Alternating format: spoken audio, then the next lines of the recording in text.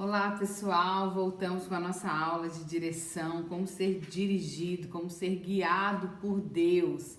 O vídeo passado a gente terminou falando, sobre 1 João 5:10, foi o último texto que a gente leu. Nós estamos falando do testemunho interior, O testemunho interior, essa convicção por dentro, esse conhecimento por dentro, que à medida que nós vamos andando com Deus, nós passamos a conhecer algo, a saber algo por dentro de nós, algo que a nossa mente não racionalizou, não pensou, não teve ideia, não foi nenhuma sensação no nosso corpo, não foi algo físico, algo que eu escutei aqui do lado de fora, um conhecimento que chegou através de estudos, um conhecimento que chegou através de faculdades, não é um conhecimento que chegou para mim através da minha mente ou através do meu corpo, mas um conhecimento que chegou para mim através do meu espírito, O nosso espírito que estava morto e reviveu, o nosso espírito que é companheiro do Espírito Santo, que capta as informações do Espírito Santo que mora dentro de nós, que é o próprio Deus, onisciente, que conhece a mente, que conhece os corações e pode nos revelar isso, para um propósito, para nos usar, para nos abençoar, para a nossa própria vida e também para os nossos irmãos. Então, nós estamos falando disso, desse testemunho no íntimo, desse conhecimento no coração, por dentro de nós. Quando nós falamos a palavra coração, a gente precisa tomar muito cuidado para a gente não associar coração com alma, para a gente não associar coração com sentimento, Às vezes nós estamos falando a respeito do coração e de repente vem na sua mente assim, o coração do homem é enganoso. A gente precisa tomar cuidado com isso, porque esse texto está no Antigo Testamento e se referindo realmente à alma. Porque o pessoal do Antigo Testamento não tinha um espírito recriado, ressuscitado, vivificado, Mas lá mesmo no Antigo Testamento foi nos dito que Deus trocaria esse coração, Que o coração seria trocado, um coração de pedra, um coração inativo, ele passaria a ser um coração de carne, um coração que pulsa a vida de Deus, um coração que nasceu de novo, que ressuscitou, que não que as coisas velhas passaram e que tudo se fez novo, que é habitado pelo Espírito Santo. Então você vai perceber que no Novo Testamento, principalmente nos escritos de Paulo, ele usa muito a palavra coração e ele está se referindo ao espírito do homem, O coração é a parte central de algo. Quando a gente se refere ao coração da cidade, nós estamos falando da parte central da cidade. Quando a gente fala, o coração do problema é esse, nós estamos falando da parte central do problema. Então, a ideia do Novo Testamento, algumas colocações, principalmente do apóstolo Paulo, é você entender que o coração é a parte mais importante, a parte central do homem. Não ligue coração àquela figura de coração, e leve isso para o setor da sua alma, dos seus sentimentos, porque aí sim a gente sabe que a nossa alma ela é enganosa, que a nossa alma precisa ser renovada, que a nossa alma precisa receber com mansidão a palavra, porque a palavra é capaz de salvar a alma, de transformar, de renovar. Então a nossa alma não está pronta de fato, ela é enganosa, ela nos conduz a lugares que não são lugares muitas vezes baseados na palavra e sim naquilo que está sentindo, ou naquilo que está vendo ou racionalizando. Então, de fato, a alma é enganosa, mas o coração, no que diz respeito à parte mais importante, a parte central do homem, no que diz respeito ao espírito do homem, esse sim, a Bíblia diz, o espírito está pronto. Amém, querido? O nosso espírito está pronto. Lembra de Jesus falando, vigiai e orai, para que não entreis em tentação. Saiba, olha, o espírito está pronto, mas a carne é fraca. Às vezes o crente usa esse versículo como uma desculpa para pecar, não é verdade? Pastor, sabe como é que é? A carne é fraca. Meu irmão, mas tem que ler o versículo todo.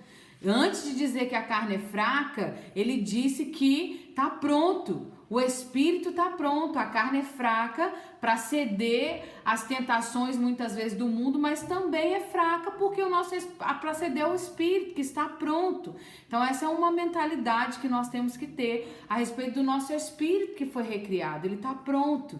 Ele tem a vida de Deus em nós. Por isso que nós não temos medo da morte, nós não temos medo de ir para o inferno, nós não temos medo, né, de, não sei se eu tô salvo, nós não temos que não ter certeza da nossa salvação. É porque o nosso espírito está pronto, ele é habitado pelo Espírito Santo de Deus, né? Ele vai viver eternamente com o Senhor. Agora, o que nós precisamos é ter em mente que a nossa alma ainda não está pronta e o nosso corpo também não está. A gente ainda vai receber um corpo glorificado, então nós precisamos cuidar do nosso corpo. Nós somos sacerdotes, cuidadores do templo do Espírito Santo. Nós precisamos renovar a nossa alma com a palavra de Deus, tirar ela da forma do mundo, colocar ela na forma da palavra de Deus e saber que quando eu faço tudo isso e ainda me encho do azeite, me encho da luz, eu deixo a lâmpada que é o espírito do homem, a lâmpada do Senhor, eu deixo essa lâmpada acesa, fortalecida para reinar, para dominar sobre a alma e sobre o corpo. Eu não ando por aquilo que eu vejo, eu não ando por aquilo que eu sinto, eu ando por aquilo que eu creio, por aquilo que o meu espírito que nasceu de novo recebe através da palavra de Deus, que são verdades espirituais. Fazem total sentido para uma vida no espírito. Amém, gente? Então, nós temos em nós, 1 João 5,10 diz, você crê no Filho de Deus, então você tem em si o testemunho. Nós temos que andar confiado nesse testemunho, nós temos que andar felizes, sabendo que à medida que a gente anda com Deus, nós vamos passar a conhecer algo, nós vamos saber coisas que a nossa mente não conhece, que o nosso corpo não percebe, mas que no nosso espírito nós temos uma convicção, nós temos um conhecimento, nós temos uma certeza. O que eu faço com isso, Raquel? Direção de Deus. É uma maneira que Deus tem de guiar os nossos passos. É uma maneira que Deus tem de estar perto de nós, né? Neles eu habitarei, entre eles eu andarei. De ser o nosso Deus e de nós sermos povo do Senhor, cooperadores com Ele. Então, é algo muito forte que eu falei para vocês. Eu quero que vocês peguem muito bem essa questão do testemunho interior, desse conhecimento no coração, esse conhecimento no íntimo. Amém, gente? Vamos seguir aqui, eu quero ler mais textos, a gente vai ficar mais um pouquinho de tempo aqui em testemunho interior. É muito importante que você não tenha dúvida a respeito do testemunho interior. A gente pode, gente, não saber aplicar no dia a dia, assim, 100%. Não tem problema você tentar aplicar, você errar. Eu tive uma impressão, eu tive um conhecimento dentro de mim, uma convicção, algo que chegou por dentro de mim. Não chegou aqui, mas chegou aqui no meu coração, chegou por dentro de mim, no meu espírito. Anda nisso, anda nessa certeza. E às vezes nós vamos errar, e às vezes a gente andou numa certeza da alma e não numa certeza do espírito. Não tem problema. Deus não tem problema com os nossos erros, amém, gente? Ele tem problema com a soberba, ele resiste à soberba. A pessoa que fala, não, é isso mesmo, e não sabe reconhecer, e não sabe pedir perdão. Então, assim, se errar, errou, levanta, bola pra frente, tentar de novo, pede perdão se for em relação, né? Às vezes vem algo no nosso coração de orar por alguém, de entregar uma palavra para alguém. Vá orar, vai entregar aquilo que está no teu coração, e às vezes você vai entregar e a pessoa fala, não testificou, não é isso que Deus tem falado comigo. Você fala, então você me perdoa, julga aí, é você mesmo que é responsável por julgar e receber a palavra ou não. Eu sou um canal, mas se não testificou, não tem problema, eu estou aprendendo, né? O importante é você não ter medo de ser usado por Deus, né? Não ter medo de confiar no testemunho interior. Às vezes o testemunho interior tá ali, presente, esse conhecimento, essa convicção que vem por dentro, e a gente com medo de errar, deixa de viver coisas sobrenaturais, né, que Deus tem preparado para nós, porque a gente fica querendo, na verdade, a gente fica querendo ser, com medo do julgamento, com medo das pessoas, e a gente não precisa andar dessa forma, viver dessa forma, amém, gente? Vamos ler Hebreus capítulo 10, eu gosto muito desse texto também, Hebreus capítulo 10, a partir do versículo 15, tá? Hebreus capítulo 10, eu vou ler o 15, o 16 e o 17. Hebreus capítulo 10, a partir do versículo 15, diz assim: e também o Espírito Santo nolo testifica. Mais uma vez, o ministério do Espírito dentro de nós. Não é o único ministério do Espírito, ele é nosso companheiro, ele é nosso ajudador, nosso intercessor. Tem várias funções, eu tenho uma aula aqui no Carisma só para falar sobre a pessoa do Espírito Santo. Então, você vai ver muitas funções, muitas habilidades, muitas funcionalidades do Espírito Santo morando dentro de nós. Mas uma delas é exatamente isso. É o testificar, é o testemunho no nosso espírito, né? Que é onde ele mora, é onde ele habita. Ele lembra disso, ele vai falar com você do lugar onde ele mora, do lugar onde ele habita. E também o Espírito Santo nulo testifica, porque depois de haver dito, essa é a aliança que farei com eles depois daqueles dias, diz o Senhor. Aqueles dias já aconteceram, querido. Jesus já foi para a cruz, já morreu e já ressuscitou. Essa aliança já existe para nós. Qual é a aliança? Porei as minhas leis em seus corações e as escreverei em seu entendimento. E acrescenta: jamais me lembrarei de seus pecados e das suas iniquidades. Preste atenção nisso daqui. Deus nos guia por dentro. Esse é o ministério que esteve oculto das outras gerações. Cristo morando dentro de vós, a esperança da glória. Porém, em seus corações. Saber que você nasceu de novo é tremendo. Mas você andar sendo guiado por esse espírito humano recriado é mais tremendo ainda, com a consciência de que foi colocado algo no nosso coração, foi colocado algo no nosso interior, que o nosso coração, que era de pedra, inativo, insensível, ele foi trocado. Deus põe uma palavra no nosso coração e a gente começa a andar na convicção dessa palavra. A ordem aqui do versículo é muito importante para nós. Ele vai colocar no coração. E a gente começa a andar na convicção de algo que Deus colocou no nosso coração. As pessoas não entendem muitas vezes porque nós estamos indo por esse caminho. A gente também não entende muito bem, mas nós temos uma convicção de algo que eu nunca vi, de algo que eu não estou entendendo, mas eu tenho um conhecimento que é esse o caminho, que é esse o lugar que eu devo ir, ou que eu não devo ir, que eu devo falar, ou que eu não devo falar, que eu devo vestir, ou que eu não devo vestir. São convicções, são conhecimentos gerados no nosso interior. Não foi alguém que falou, não foi algo que eu vi, ou que o meu líder fez sentido para mim, mas um conhecimento que chegou no meu coração. Colocarei as minhas leis no seu coração, no seu interior. Sabe, o testemunho interior, ele é muito edificante para nós, porque nós passamos a tirar as nossas muletas espirituais quando a gente anda pelo testemunho interior. Tem muita gente apoiada em muletas espirituais. Tem muita gente andando um caminho que um pastor projetou, que um líder teve a ideia para essa pessoa.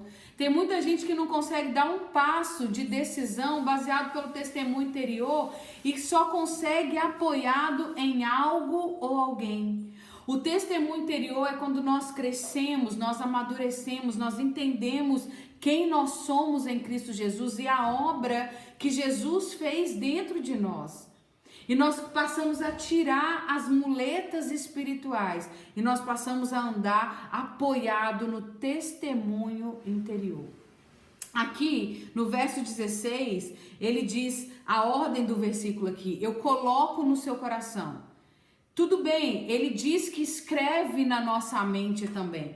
Mas a ordem do versículo é muito importante da gente entender. Eu colocarei no seu coração. Presta atenção, a sua alma, o seu entendimento, ela tem que esperar na posição dela. Não é uma informação que tem que chegar para a sua alma, para a sua mente. Não, a sua alma, a sua mente espera quietinha na posição dela. E anda obediente, rendida ao que Deus colocou no coração. Até que, quando Deus quiser, no momento que Ele quiser, Ele começa a escrever na sua mente. E aí você passa a entender muitas vezes o que você está fazendo naquele caminho. Né? Esse versículo aqui é quando você tem uma palavra no teu coração. Você recebe um conhecimento, você recebe uma direção, eu tenho que ligar para alguém, eu tenho que orar por fulano, eu tenho que ir em tal lugar, eu tenho que deixar de ir em tal lugar. Você não entende muito bem aquilo, mas você obedece aquilo que está no teu coração.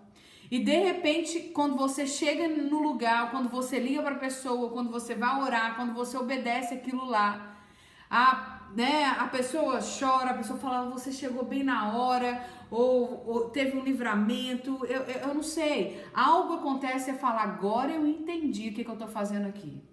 Agora eu entendi por que eu te liguei. Agora eu entendi porque eu não fui lá. Agora, sabe? Quando você fala agora eu entendi, é o momento onde foi escrito no seu entendimento.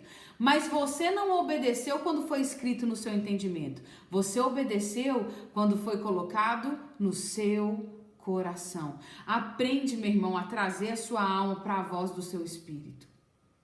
Aprende a fazer calar e sossegar a tua alma e trazer ela para a voz do seu espírito que está sempre com Deus. O seu espírito, não é que o seu espírito é a fonte, mas o seu espírito, ele tem a fonte do Espírito Santo habitando dentro dele.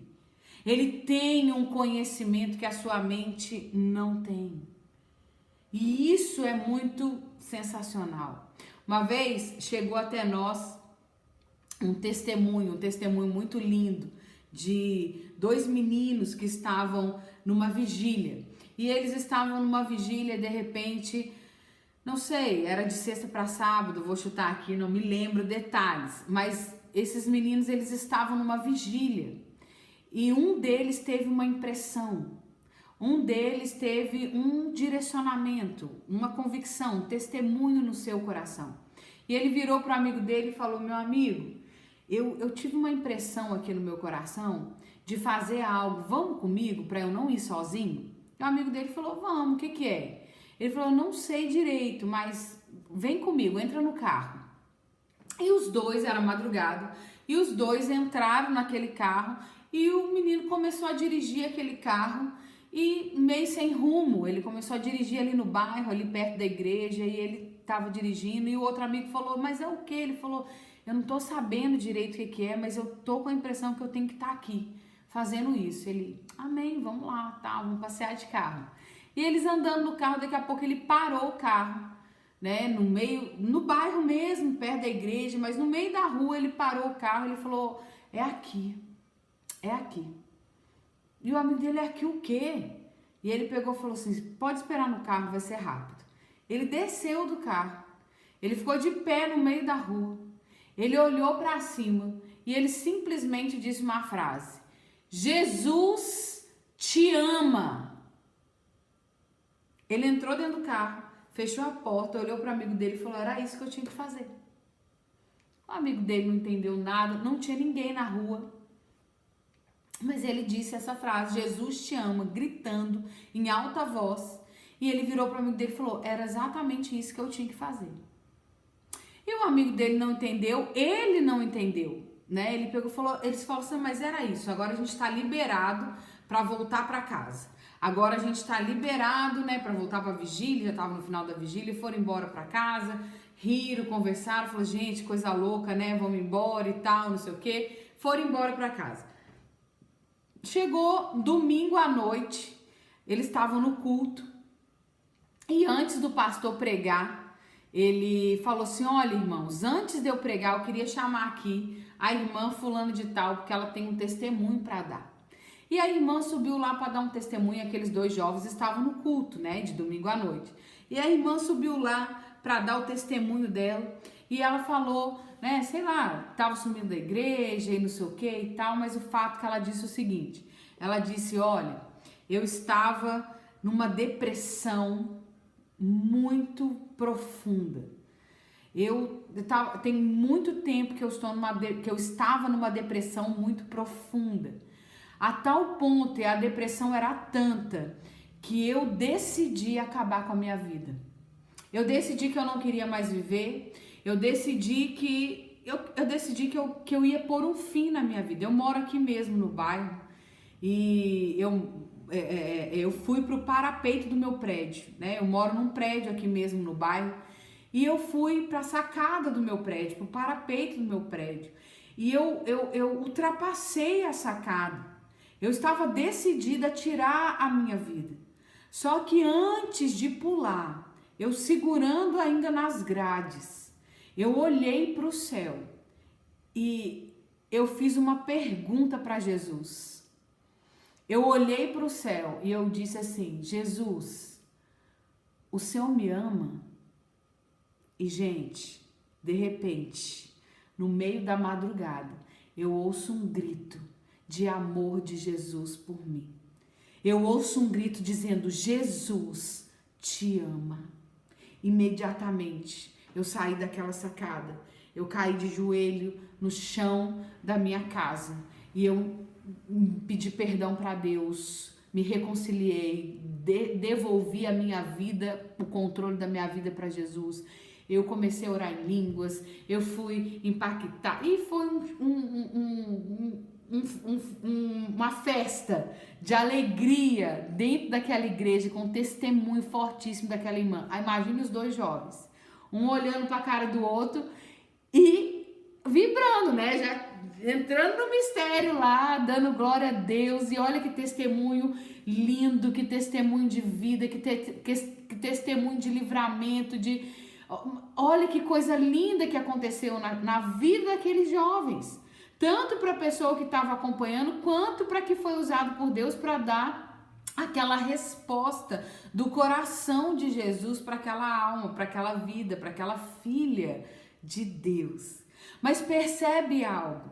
Na sexta-feira de madrugada, Deus colocou no seu coração, esse texto que a gente leu de Hebreus, eu coloquei uma palavra, eu coloquei a minha lei, eu coloquei o meu coração, eu coloquei aquilo que eu tenho para a sua vida dentro do seu coração. E aquele jovem obedeceu, aquele jovem seguiu o testemunho interior e ele obedeceu aquela palavra que Deus colocou no coração. Quando chegou no domingo à noite, Deus quis escrever no entendimento aquela palavra que tinha sido obedecida e colocada no coração. Talvez Deus tenha falado coisas com você. Talvez Deus tenha colocado direcionamentos no seu coração para a vida do outro ou para a sua própria vida. A minha pergunta, né, a pergunta do céu para nós é: o que nós estamos deixando de ver ou o que nós estamos deixando de viver por não andarmos confiando no testemunho interior? Nos conhecimentos, nas verdades que Deus coloca no nosso coração. Nós temos a mente de Cristo, a palavra diz. Nós temos o Espírito Santo morando dentro de nós. Nós precisamos querer crescer. Nós precisamos querer dar crédito ao testemunho interior. Raquel, eu não tenho isso dentro de mim. Tem, querido. Entre o que você acha e o que a Bíblia diz, eu vou ficar com o que a Bíblia diz. E a Bíblia diz que você creu, então você recebeu o poder de ser filho. E como filho, Deus enviou ao teu coração o Espírito Santo de Deus. Como filho você é herdeiro, como filho você é co-herdeiro. E aquele que é filho de Deus, ele é guiado pelo Espírito Santo de Deus. E o próprio Espírito testifica, testemunha no seu espírito verdades acerca das leis, acerca do coração, acerca do conhecimento, acerca daquilo que Deus tem para a sua própria vida ou que ele tem para a vida do outro. Entre o que você acha e o que a Bíblia diz, eu vou ficar com o que a Bíblia diz. São verdades que nós precisamos meditar nela todos os dias até que nós vivamos isso. Mas para isso, querido, eu volto a falar, nós precisamos querer crescer.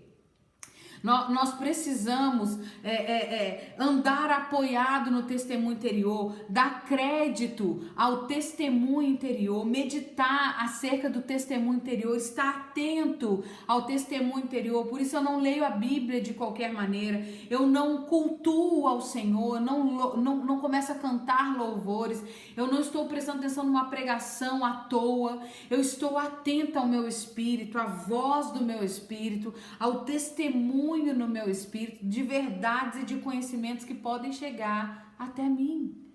Quais são as verdades que você tem no teu coração? O que já era para você estar obedecendo e que de repente você está assim, ah não, isso aqui deve ser coisa da minha cabeça. Isso sou eu viajando aqui na maionese. Não, meu irmão, não é você viajando na maionese, é o testemunho interior que está presente. Seja rápido em obedecer o testemunho interior. Seja rápido em obedecer a voz do seu espírito. Seja rápido em obedecer isso que fica no seu, esse conhecimento que chega para você no seu interior. A gente vai entender aqui que andar no testemunho interior é para quem quer crescer. É para quem quer amadurecer, tá? O testemunho interior, gente, ele tá presente na nossa vida. Você já aprendeu a respeito disso, né? Então, o testemunho interior, ele tá presente na nossa vida e tá presente na vida de pessoas que são conscientes, pessoas que são conscientes, que querem crescer, que querem amadurecer. Vamos aqui, no grego a gente tem duas palavras para filhos. Você vai anotar isso no seu caderno, tá? Você vai entender por que eu tô falando isso. No grego a gente tem duas palavras para filho. Você vai anotar isso no seu caderno. Vamos ver essa questão preciosa do testemunho interior. Ainda estamos no testemunho interior. A primeira palavra para filho que a gente tem no grego é teknon.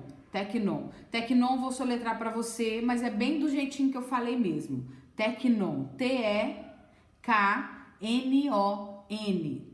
T de tatu, E de escola, K de quilo, N de navio, O, obrigado, N de navio, de novo. Teknon, tá? O que é teknon? Teknon significa alguém que é filho pelo simples fato do nascimento.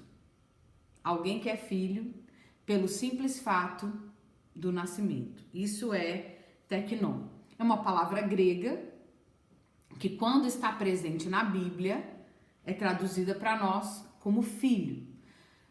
Tem muitos significados, mas o teknon, quando relacionado na Bíblia, está ligado, né? Esse significado que eu tô te dando já é a interpretação de teknon, baseado no seu significado e aonde ele é empregado, beleza? Então, alguém que é filho pelo simples fato do nascimento. É uma interpretação da palavra teknon no grego. E huios é a outra palavra para filhos. Huios é desse jeitinho mesmo que eu tô falando, só que é com H. H-U-I-O-S. Huios. H-U-I-O-S. Huios. Huios é uma palavra grega que, quando a gente vê na Bíblia e traduz para o português, também traduz como filho. Significa alguém que pode ser identificado como filho, porque exibe o caráter ou as características de seus pais. Vou repetir: alguém que pode ser identificado como filho, porque exibe o caráter ou as características de seus pais. Também é uma tradução aí interpretada da palavra huios, ok? Quando você pegar no dicionário da Bíblia, no Strong, o que for, você vai ver várias palavras falando filho, isso, o que significa huios. Mas quando você vê essas traduções da palavra, esses significados da palavra huios e aplicado, né, no grego, então no Novo Testamento, onde ela é usada, nós podemos interpretar isso dessa forma. Alguém que pode ser identificado como filho, porque exibe o caráter ou as características do seu pai. Deixa eu te explicar o teknon e o huios pra gente aqui no português. Pra gente aqui, vamos aqui então, no Brasil, por exemplo, né? Então, assim, o teknon, alguém que é filho pelo simples fato do nascimento. Você já foi... Teknon é o bebê, querido. A gente pode falar assim, um bebê recém-nascido. Sabe quando você vai lá no hospital visitar o bebê e você sabe que ele é filho do pai e da mãe dele? Não é porque ele é a cara do pai e da mãe dele. Porque às vezes, já viu aquela expressão que bebê tem cara de joelho? Ai, gente, será que a minha filhinha vai ter cara de joelho?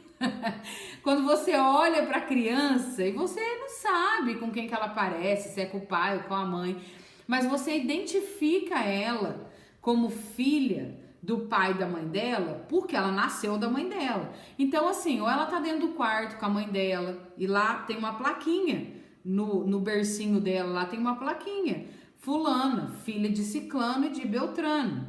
Então, pelo simples fato que nasceu da mãe dela, pelo simples fato do nascimento, aquela criança, ela é filha, apontada como filha, identificada como filha. Isso é teknon, né? Se for no grego usar essa expressão teknon para uma pessoa, né? A pessoa fala: ah lá, meu teknon. A pessoa vai estar esperando um bebezinho. Pelo nascimento, a pessoa é identificada como seu filho, né? Você não vai ver a pessoa falando igual a gente sem noção, que às vezes fala: ah lá, meu bebê. Aí vem aquele marmanjo, aquele homem enorme, de barba na cara, você fala: bebê, né? Então, o teknon não é usado para um marmanjo. O teknon, ele é usado para um bebê, né? Para uma criança, vamos lá, que não tem ainda uma definição de características que aponta ela como filho do pai e da mãe dela. Mas ela tem ali a filiação pelo simples fato do nascimento.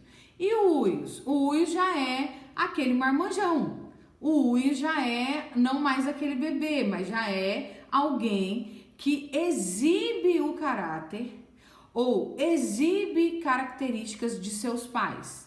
O huios é aquela pessoa que, quando você chega num lugar, a pessoa vira e fala assim: você é filho de fulano? Aí eu falo assim: eu sou. Como é que você sabe? Nossa, você é a cara do seu pai. Você não precisa estar com o seu pai, você não precisa estar com a certidão de nascimento, você não precisa andar com aquela plaquinha da maternidade. Você cresceu e você exibe características que apontam você como filho do seu pai. Então a pessoa olha para você e fala: você é filho de fulano, que nem tá aqui. Você fala: sou. Por quê? Porque você é a cara do seu pai. Então isso aí é huios. Essa é a diferença de teknon e huios. Agora presta atenção no que eu vou te falar. Por que é sempre traduzido como filho? Porque os dois são filhos, amém, gente? O teknon não é mais filho do que o huios, concorda comigo? O bebê não é menos filho do que o outro que está apresentando características do pai, ok? Ele é filho, teknon é filho, da mesma forma que o huios é filho. O que está diferenciando aí? A maturidade de um com a maturidade do outro. Um é bebê e o outro cresceu.